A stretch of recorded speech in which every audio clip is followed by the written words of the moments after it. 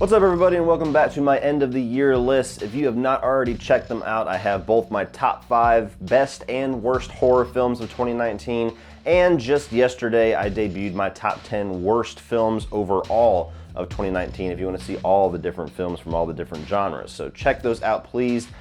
Now we are on one of my favorite videos to do at the end of the year, my top 10 most disappointing films of 2019. And why I like doing this video is because it gives me a chance to talk about movies that I enjoyed, usually, but focus on what I think could have made them better. So it's not necessarily giving a review where I have to acknowledge everything that was good. It's more so about what I was expecting and what betrayed those expectations to a degree. So, give the same little PSA spiel that I give every single year when doing this list.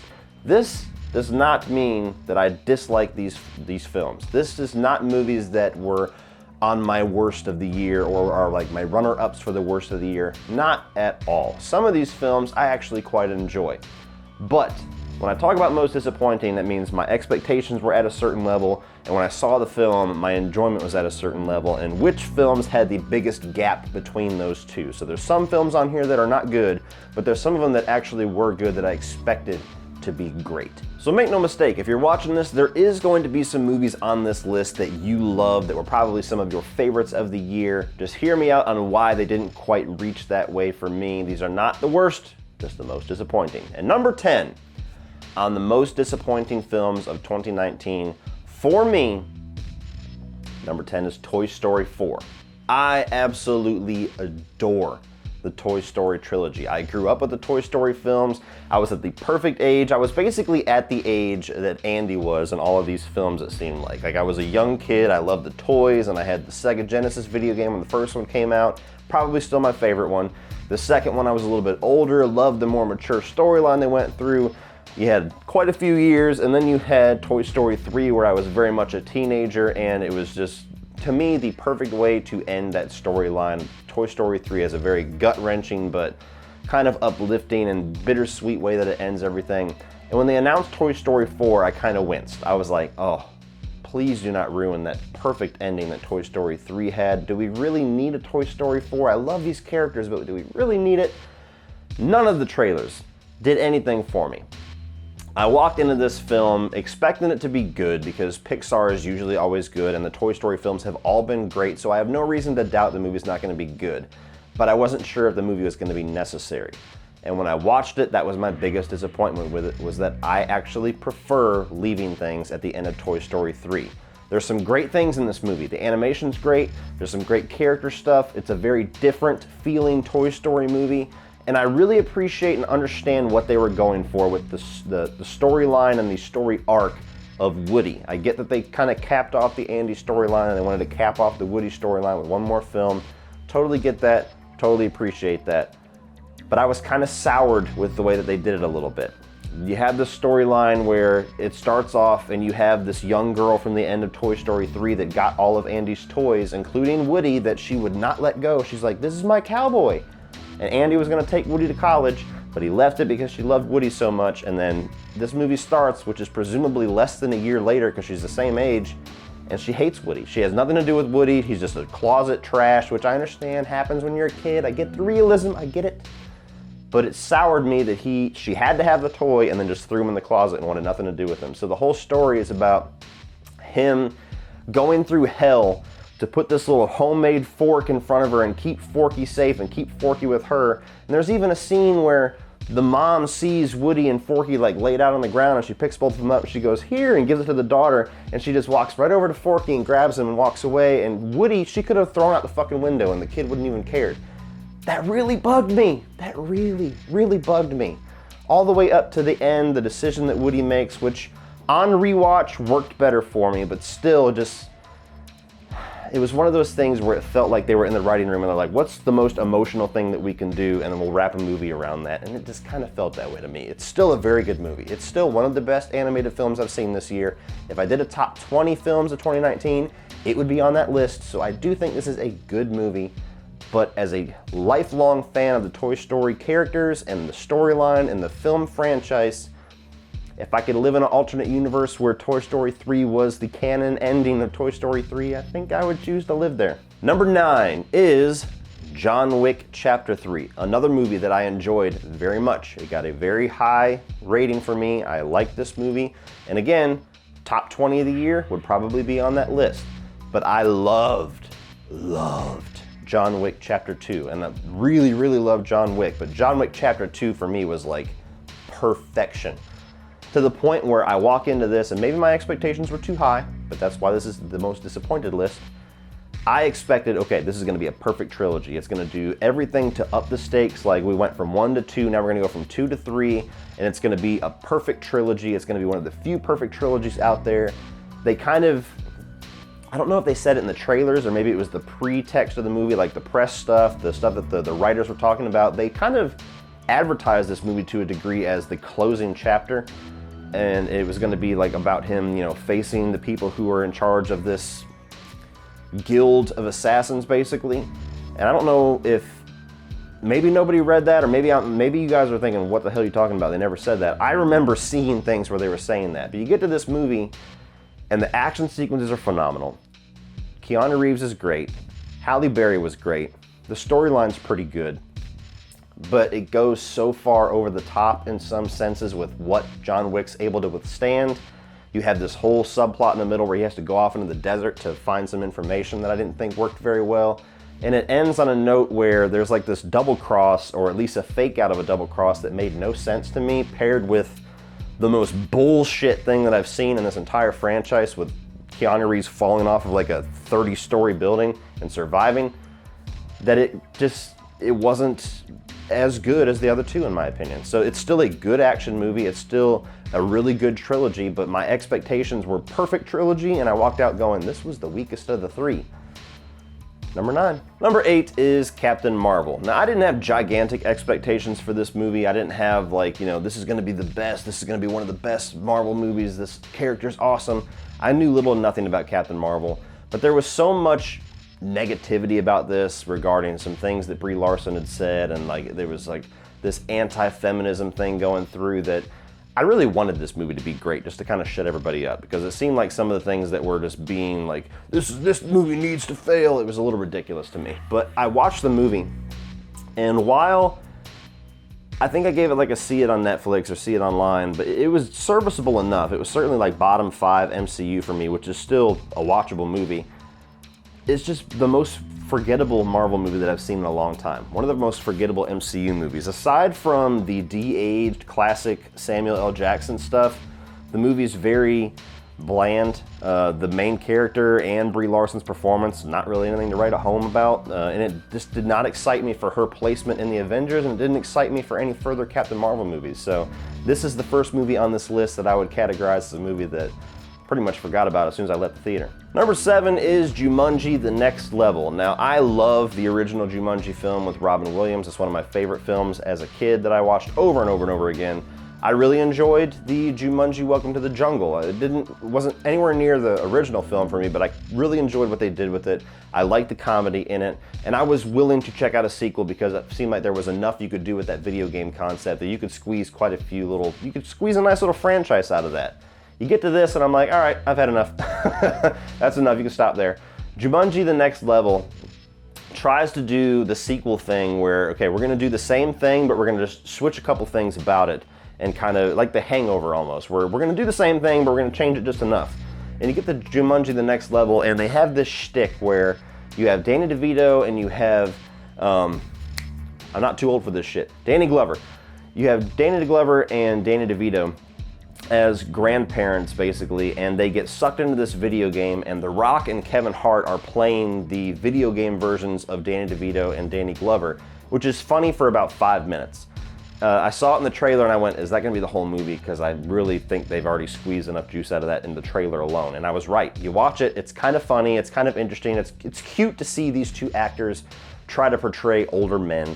And it's cute for 5 minutes or so, and then, but it's stretched for like an hour of them playing these characters to the point where it's like, you've really lost a lot of the dynamic you had in the Welcome to the Jungle, where you have these 4 high school kids and the nerd gets to be the muscular guy and the jock gets to be the puny guy, and like, that's gone. You just have old man jokes for an hour.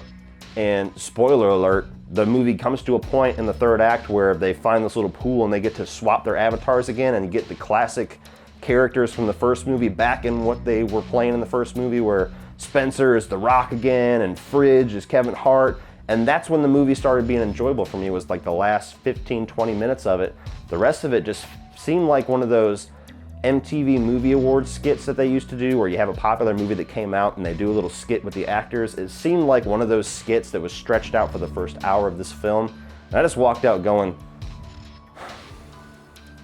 all right, that's enough Jumanji. Number 6, I might be the only person in the free world that has this on this list, but number 6 is Shaft. This was in my most anticipated movies of this year list, which again, I was probably the only person in the free world that had it on there. I love the original Shaft film with Samuel L. Jackson. It's one of my favorite movies and favorite characters of his. I loved it. And I thought they were going to be going to kind of go back and do a direct sequel to that and go back to that tone and have that nice little kind of throwback cop movie feel. Anything but. It's slapstick, it's goofy, it's about 85% comedy, 15% action, and it's just played for laughs to the point where you watch this and it's kind of the same character, but not really, and definitely not the same movie, and it's about Shaft's son, and now they've retconned it to where Richard Roundtree's Shaft is now the father of Samuel L. Jackson's Shaft when he was his uncle in the original film, because they want to have the 3 generations of Shaft thing, and it was a bad joke. There was some funny times in the movie here and there. I didn't hate myself watching it, but I was like, you know, if you would have just done a direct sequel with the tone and the direction that they went for in that John Singleton movie, you would have had a pretty damn good throwback cop movie. But instead, you went for cheap thrills, you went for cheap laughs, bottom of the barrel, low-hanging fruit humor, and now you're irrelevant. Sorry, Shaft. Number 5 is one that I might get in trouble for, but fuck it. That is Once Upon a Time in Hollywood. Yes, this year's Quentin Tarantino film. Quentin Tarantino is one of my favorite directors, easily top 5. I did a ranking of his films when this came out. You can check out all my thoughts on all his films. There's not a single one of them that I think is bad. Even the lowest one, which was Jackie Brown, I still think is a good movie. It's just not quite my kind of movie.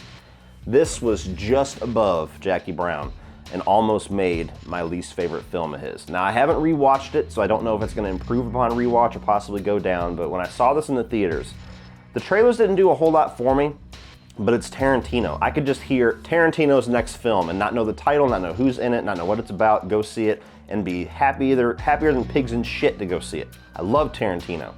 When I saw this, I thought, my God, this is literally Tarantino just servicing himself for 3 hours. This is him paying a love letter to the classic era of Hollywood that he loves, these old school movies that hardly anybody knows about or anybody really even thinks about nowadays, which I get is cool to kind of throw back once in a while, but you have this storyline where you have this washed up actor and you have his stuntman, which I like their relationship, I like the performances, and it's basically them just kind of driving around and experiencing Hollywood for 3 hours with a little bit of Manson family thrown in to have this explosive, weird third act that kind of comes out of nowhere and quite honestly is the most entertaining part of the film. But it's so long and so drawn out and so self-serving and so, I don't even know the words to play. It's Tarantino with nobody telling him, hey, we might need to rein this in a bit, we might need to edit this. This is Tarantino getting to do whatever the hell Tarantino wants, which he's earned the right to do, to be fair. And I just don't find it to be a very entertaining movie. Yes, there's things that I like about it. Yes, there's things that I appreciate about it. And yes, it could go up upon rewatch, but with that one theater viewing experience, it was a movie where I was quite literally checking my watch going, my God, where is this going? Number 5, Once Upon a Time in Hollywood. Number 4 is the second horror effort by Jordan Peele, the new Carpenter of horror, as a lot of people dubbed him after Get Out. And that's Us. Now, Us is a movie that I had big expectations for because I actually really enjoyed Get Out. Despite the fact that how many times I will tell people that that movie is overrated, that it did not deserve Oscars, it's certainly not one of the best picture, and it should never even been nominated for best picture, and calm the fuck down with Jordan Peele's legacy. He's had one film. As much as I was saying that, I really enjoyed Get Out. And I thought the trailers for Us looked even better than the trailers for Get Out. This is like, oh, this is something I can really get behind. This is a cool concept. This is gonna be creepy. And I go to see it, and it's a movie that, for the first half of it, I enjoyed, but it still felt like it was kind of combating the scares with jokes a little bit too much. But you get into where the movie starts to explain everything, and the movie goes off the rails for me. I got tons of arguments about this when I did my review, my spoiler review for it, where I think people are so determined for this movie to be a proven classic that they're gonna ignore logic issues. It's a movie where every single answer that they gave made no sense to me. And I understand some of it's supposed to be metaphoric, but this movie is supposed to be grounded, and they're giving explanations for every little tiny detail, so that means they want the dots to connect. Well, the dots weren't connecting. One dot was here, and one dot was way the fuck over there, and had something blocked between it. So this is a movie that is entertaining. It's entertaining in its own right. I don't think it's anywhere near as good as Get Out, and I do understand why people like it because of some of the messages that they're going for. I just feel like his reach far exceeded his grasp with how clever this movie was. Number 3 was a movie that I was expecting to be maybe on my top 2 or 3 films of the year, top 2 or 3 horror films at least, and that is Brightburn. This is a movie that all I had to do was hear the concept. What if Superman was evil as a kid? And I went, sold! Never watched a trailer, never watched any reactions, not that I ever do because I don't, but never really had any kind of idea of what was going on in this film aside from that central little plot idea and the fact that Elizabeth Banks was in it and that James Gunn was involved somehow. I know he wasn't directing it, but I think he either wrote it or produced it, something like that. You guys will let me know down in the comments, but he was involved. That's all I knew. Evil Superman, Elizabeth Banks, James Gunn. Play the movie for me. And despite the fact that I never watched a trailer, never saw a single frame or screenshot of this movie aside from the kid with the red eyes, this movie was so by the numbers predictable that I knew everything that was coming around every single corner. The movie had absolutely no surprises involved for me.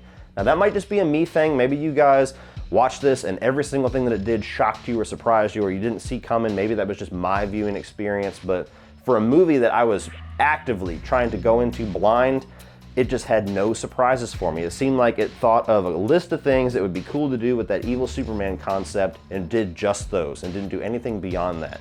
I didn't like the central character of Brandon Byer, I believe his name was. Not that you're supposed to like him, but you're at least supposed to be intrigued with your villain or have some kind of an arc or something about him in the story, a little bit of a redeeming factor or some kind of a struggle. No, he's just evil as fuck from the beginning of this movie all the way to the end, to where there was just no investment from me. I was like, okay, he's evil as fuck. There's no coming back. There's no struggle to bring him back. There's no humanity there. He's just gonna kill people until the credits roll. And that's exactly what this movie was. So it was okay.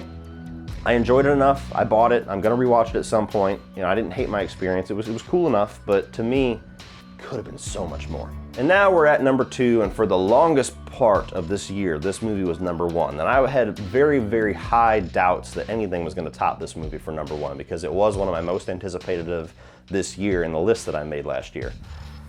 Pet Sematary. My God. Again, a movie I have not rewatched since theaters, so I don't know if my viewing experience will go up or down, but this is one of my favorite Stephen King adaptations, the original movie. It's one of my favorite horror films of all time, the original movie. And so when they were remaking it, I went, okay, this is a movie you could do a really good remake with, because there's things that's certainly dated about that older film. There's things you could explore that older film did not do. There's a lot of potential for this.